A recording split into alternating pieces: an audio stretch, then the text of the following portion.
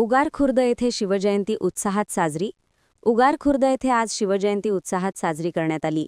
यानिमित्त विविध कार्यक्रमाचे आयोजन करण्यात आले होते.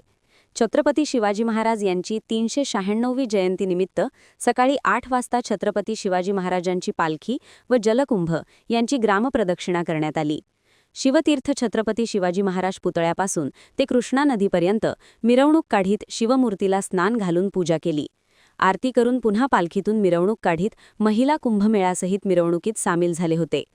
गावात गल्लोगल्ली रांगोळी घालून पालखीचे स्वागत करून पूजा करण्यात आली.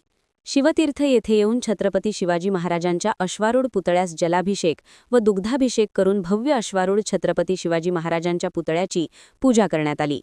दुपारी 12 वाजता शिवजन्मकाळ साजरा करण्यात आला. महिलांचा हळदी कुंकू समारंभ झाला.